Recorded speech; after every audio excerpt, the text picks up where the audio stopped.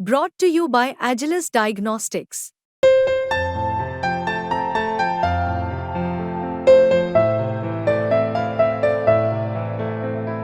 Agilus Diagnostics. Congress की पहली सूची आते ही नेताओं ने भी बगावती सुर अपना लिए हैं। बहादुरगढ़ में राजेश जून कांग्रेस के कद्दावर नेता हुए हैं, जिन्होंने 2014 में बतौर निर्दलीय चुनाव लड़ा था और 28,000 वोट जो है वो प्राप्त किए थे। 2019 में उन्होंने एक बार फिर चुनाव लड़ने का प्रयास किया, लेकिन दीपेंद्र हुड्डा ने एक आश्वासन के तहत उन्हें इसलिए बैठा दिया था कि अगला जब चुनाव आएगा तुम्हें जो है बहादुरगढ़ से विधानसभा क्षेत्र से कांग्रेस की टिकट पर चुनाव लड़वाया जाएगा। लेकिन अब जैसे ही कांग्रेस की पहली सूची आई तो बहादुरगढ़ हलके से राजेंद्र जून का नाम, जो विधायक जो हैं उनका नाम सामने आया। उसके बाद राजेश जून ने भी अपने बगावती तेवर अपना लिए और कांग्रेस को अलविदा कहकर के बतौर निर्दलीय प्रत्याशी जो है चुनावी समर में उतरने का फैसला कर दिया। आखिर इनकी नाराजगी क्या है और नाराजगी के मायने क्या हैं, बात करेंगे राजेश जून जी से। राजेश जून जी, लंबे समय से आप कांग्रेस की राजनीति में जुड़े रहे हैं, अचानक ऐसा क्या हुआ कि एकदम आपको जो है कांग्रेस का प्लेटफॉर्म को छोड़ करके जो है एकदम जो है निर्दलीय प्रत्याशी के रूप में चुनावी समर में उतरना पड़ा? नमस्कार जी, जैसा कि आपको पता ही है, मैंने 2019 में भी दोबारा से इंडिपेंडेंट के लिए मैंने फॉर्म जमा कर दिया था, नॉमिनेशन कर दिया था। और 2014 में मैंने किसी पार्टी से टिकट न मांगते हुए इंडिपेंडेंट इलेक्शन लड़ा था और 28,642 22% हल्के से मैंने वोट मिली थी। जब 2019 में मैं इंडिपेंडेंट लड़ रहा था तो मेरे यहाँ दीपेंद्र हुड्डा जी आए, भूपेंद्र हुड्डा जी आए। उन्होंने मेरे को क्लियर ये कहा कि इस बार आप इलेक्शन मत लड़ो, अपना जो आपने नॉमिनेशन कर रखा है उसको विड्रा करो और अगली बार 2024 में हम आपको इलेक्शन लड़ाएंगे, आप हमारे कैंडिडेट की मदद कर दो। मैंने खुद भूपेंद्र हुड्डा जी से ये एक ही सवाल किया था हाथ जोड़ के कि सर मैं इनकी मदद कर दूंगा, ये एमएलए बन जाएंगे, फिर next time sitting getting formula आपका होता है कांग्रेस का, फिर आप मुझे कैसे इलेक्शन लड़ाओगे? तो हुड्डा साहब ने मेरे को ये कहा था कि भाई मैं आपको टिकट दूंगा, मैं आपको चुनाव लड़ाऊंगा, आप इस टाइम पार्टी की मजबूती के लिए आप ये कुर्बानी दो, आप अपना नॉमिनेशन विड्रा करो, इनकी मदद करो। मैंने ऐसे ही किया जैसे हुड्डा साहब ने किया, जी जान से उनकी मदद करी, वो एमएलए बनाए। पूरे 5 साल 3 बार रामलीला मैदान में रैली हुई, 3 बार रामलीला मैदान में रैली हुई, मैं 2,000 प्लस आदमी लेके गया। भारत जोड़ो यात्रा में पानीपत रैली हुई, मैं 2,500 आदमी लेके गया। पूरा लोकसभा का इलेक्शन जो हरियाणा में था, जब बहादुरगढ़ विधानसभा में मैंने और मेरे बेटे ने 138 नुक्कड़ सभाएं करी, सारा कांग्रेस समर्पित, सारा काम मैंने किया, विधायक ने कुछ नहीं किया पूरे 5 साल। और मुझे ये एक बार नहीं 10 बार बीच में बोला गया अगला चुनाव आपने लड़ना है, अगला चुनाव आपने लड़ना है, और एन मौके पे बोल दिया कि भाई सीटिंग गेटिंग फार्मूला हो लिया। सीटिंग गेटिंग फार्मूला तो उन्होंने बनाया है। नहीं राजेश जून जी, आप स्वयं ही ये बात कह रहे हैं कि कांग्रेस में सीटिंग गेटिंग का फार्मूला है। जब सीटिंग गेटिंग का फार्मूला है तो फिर उनसे नाराजगी किस बात की, भूपेंद्र हुड्डा से, दीपेंद्र हुड्डा से? मैं वही तो कह रहा हूँ, मैंने ये पहले कई बार सुना था, सीटिंग गेटिंग का फार्मूला देखा था। मैंने अपना 2019 में फॉर्म इसी कंडीशन पे उठाया था कि आपके लिए 2024 में कोई सीटिंग गेटिंग नहीं होगा, आप इस बार 2019 में मदद करो हमारे जो कैंडिडेट है उनकी। हमने ऐसा ही किया। और अब जो नई खबर हमारे को सुनाई जा रही थी बार बार कि सर्वे के आधार पर टिकट दिया जाएगा, बहादुरगढ़ में 2 बार सर्वे हुआ है, दोनों सर्वे में मैं 80% में पब्लिक ने दिया हूँ, जिसको टिकट मिली है उसको 20% दिखाया है 2 सर्वे में। अब सर्वे में मैं टॉप हूँ, मेरे लिए कमिटमेंट भी किया था, फिर भी मुझे टिकट ना देना, तो मेरे साथ विश्वासघात अकेले नहीं, इस बहादुरगढ़ की जनता के साथ विश्वासघात हुआ है।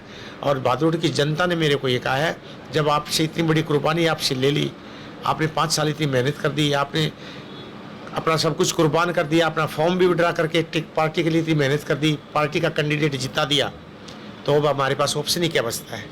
एक ही ऑप्शन बचता है, या तो हम राजनीति छोड़ दें। सही पूछो तो मैंने तो बीच में ये भी कहा था आप टिकट नहीं दे सकते तो मैं राजनीति छोड़ दूं। जब भी मेरे को ये कह दिया कि नहीं, हमने जो सीटिंग हमारे एमएलए फिलहाल के, हमने उससे बात कर रखी है, नेक्स्ट टाइम 100% टिकट आपकी, आप क्यों बनाते हो? नहीं, आपकी पार्टी हाईकमान से नाराजगी है, भूपेंद्र हुड्डा से नाराजगी है? मुझे क्या पता किसने टिकट नहीं दी। जिसने मेरी टिकट मेरे को नहीं दी, मेरा सर्वे में मैं टॉप था, मेरे से कमिटमेंट भी कर रखा था, तो जिसने मेरे को टिकट नहीं दी उनके लिए हम नाराज हैं। मैं क्या नाराज हूँ, मेरी बादुगड़ की 50% लोकसभा चुनाव में आपने दीपेंद्र हुड्डा के लिए जी तोड़ मेहनत की थी और उस समय आपने पब्लिकली ये कहा था कि मेरा टिकट जो है विधानसभा चुनाव में जो है लगभग पक्का है। इसको किस रूप में देखते हैं आप? लगभग पक्का नहीं, 100% पक्का मैं बताता था, क्योंकि मेरे को भूपेंद्र हुड्डा जी ने ये कहा था 100% 2024 की विधानसभा में आपका टिकट हम देंगे, आपको लड़ाएंगे। तो लगभग पक्का नहीं, 100% मेरे को टिकट पक्का बता रखा था।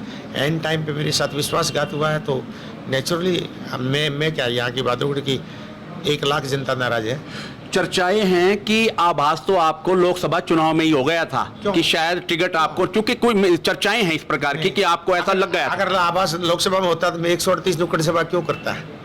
हम दिन रात सारा विधानसभा, बादुगड़ विधानसभा में लोकसभा का कार्य, सारा कार्यक्रम मैंने किया है। आप अपना नेता किसे मानते हैं आप? मेरा नेता तो मेरी जनता है। आज के दिन आपने अपने जो जितने भी सोशल मीडिया के जो प्लेटफॉर्म थे, आपने उनसे दीपेंद्र हुड्डा का, भूपेंद्र हुड्डा का फोटो तक आपने हटा दिया है और अपने सभी पोस्टरों से उनका फोटो हटा दिया। इसको किस रूप में देखते हैं? अगर मैं आज निर्दलीय के रूप में इलेक्शन लड़ रहा हूँ तो 100% मैंने तो कांग्रेसी नेताओं के फोटो हटाने ही पड़ेंगे। ये तो एक लॉजिक बनता है। गैर लॉजिक काम मैं कैसे करूँगा? जब मैं इंडिपेंडेंट इलेक्शन लड़ रहा हूँ, कांग्रेस पार्टी के भी खिलाफ लड़ रहा हूँ, बीजेपी के भी खिलाफ लड़ रहा हूँ, तो मैं किसी बीजेपी वाले के या अपनी कांग्रेस पार्टी के नेताओं के फोटो कैसे लगाऊंगा? बहादुरगढ़ में आज अपने आप को आप कहाँ खड़ा देखते हैं आप? 51% वोट लूंगा साहब मैं। 51% मैं अकेला लूंगा, 49% में सारे कैंडिडेट रहेंगे दूसरे, चाहे उसमें कांग्रेस भी है, बीजेपी भी है और दूसरी पार्टियां भी हैं। तो आप ये मानते हैं कि दीपेंद्र हुड्डा, भूपेंद्र हुड्डा ने आपके साथ विश्वासघात किया है? ये मानते हैं आप? मुझे अभी ये बात क्लियर नहीं है, लेकिन उनकी जिम्मेवारी थी। उन्होंने मुझे यहाँ आके 2019 में बैठाया था, मेरा फॉर्म विड्रा किया था। उनकी जिम्मेवारी बनती थी मेरी टिकट पे अड़ना लड़ना। जब मुझे टिकट नहीं मिली तो मेरे से तो किसी ने बात भी नहीं करी कि आपको टिकट नहीं दे रहे, किस लिए नहीं दे रहे। तो बहादुरगढ़ हल्के में बहादुरगढ़ की जनता इस मौजूदा चुनाव में आपको वोट करे तो क्यों करे, इसके बारे में कुछ बताएंगे आप? बहादुरगढ़ की जनता जो कांग्रेस के मौजूदा विधायक हैं उसको वोट नहीं करना चाहते। वो यहाँ बहादुरगढ़ की जनता के लिए कभी समय उन्होंने नहीं दिया। हफ्ता में एक दिन आते हैं 2-3-4 घंटे के लिए, और मैं या बहादुरगढ़ की जनता के बीच में, यही मेरा घर है, यही मेरा कार्यालय है, यही मेरा कारोबार है, मैं यहीं रहता हूँ। लोगों के दुख में सुख में हमेशा साथ रहता हूँ। मैं 96 से 23 साल से जनता के हर धार्मिक काम में, हर सहयोग में, हर परेशानी में जनता के साथ जुड़ा हुआ हूँ। जो जनता के साथ दुख में सुख में, अमीर के गरीब के सबको टाइम पे रहता है, जनता उसको ही पसंद करती है। यहाँ फिलहाल बहादुरगढ़ हल्के में पहली पसंद राजेश जून है। आपने कहा कि बहादुरगढ़ का विधायक समय नहीं देता बहादुरगढ़ हल्के में, उसके बावजूद भी आपने भूपेंद्र हुड्डा के, दीपेंद्र हुड्डा के आश्वासन पर उसी का साथ देने का मन बना लिया 2019 में। इसका क्या कारण? मैंने अपने नेताओं का, दीपेंद्र हुड्डा जी का, भूपेंद्र हुड्डा जी का रिस्पेक्ट करके मैंने ये कुर्बानी करी थी। सिर्फ और सिर्फ भाई दीपेंद्र हुड्डा जी, भूपेंद्र हुड्डा जी को छोटे नेता नहीं है, बहुत बड़े नेता है। जब वो दोनों मेरे घर पर आ गए तो मुझे महसूस हुआ, बहुत महसूस हुआ कि भाई घर पे आए हुए आदमी को कैसे मना करूँगा मैं। आप निर्दलीय चुनाव जीत जाते हैं तो ये स्थिति तो आपके सामने फिर बनेगी कि उस समय आप भूपेंद्र हुड्डा, दीपेंद्र हुड्डा का चुनाव जीतने के बाद उनके साथ खड़े मिलेंगे आप? अगर सरकार बनती होगी तो 100% दीपेंद्र हुड्डा, भूपेंद्र हुड्डा के साथ खड़ा मिलूंगा मैं, कोई शक नहीं है। मेरी कोई दुश्मनी थोड़ी है उनसे। उनकी क्या मजबूरी रही, मुझे टिकट क्यों नहीं दिया गया, ये मेरे को नहीं बताया गया। मेरे को दुख है इस बात का है कि कम से कम पेटा तो भर देते भाई, हम इस कारण से आपको टिकट नहीं दे पाए। जब 5 साल मैंने 5 साल पहले मेरा फॉर्म विड्रा, 30,000 वोटों वाला कभी फॉर्म उठाता है बाबू जी? देखा आपने कभी जिसकी 30,000 वोट हो? पहले इलेक्शन में 29,000 वोट आई थी, वो कभी फॉर्म उठाता है? हमने उनकी रिस्पेक्ट करते हुए उनका फॉर्म उठाया और 5 साल पूरा पार्टी के लिए मेहनत से काम किया। दीपेंद्र हुड्डा जी की, भूपेंद्र हुड्डा जी की जय बोलते जोलते 5 साल निकल गए। अगर वो टिकट नहीं दे पाए तो कुछ न कुछ तो आश्वासन समझाना चाहिए था ना। बहादुरगढ़ की जनता को या अपने कार्यकर्ताओं को इस चुनाव के लिए क्या संदेश देना चाहते हैं आप? अभी ये चुनाव सिर्फ और सिर्फ दिल्ली के बीच और बहादुरगढ़ की जनता के बीच का चुनाव है। वो जनता ने देखना है कि बहादुरगढ़ की जनता ने अपनी कामयाबी देनी है या दिल्ली में बैठे हुए लोग कुछ भी फरमान सुना दे, उस फरमान को कामयाब करना है। बहादुरगढ़ की जनता ये कह रही है कि भाई दिल्ली से कुछ भी फरमान सुनाने वाले को हम वोट देंगे। हमारे बीच में जो भाई है, जो हमारे दुख सुख में साथी है, उसको वोट देंगे।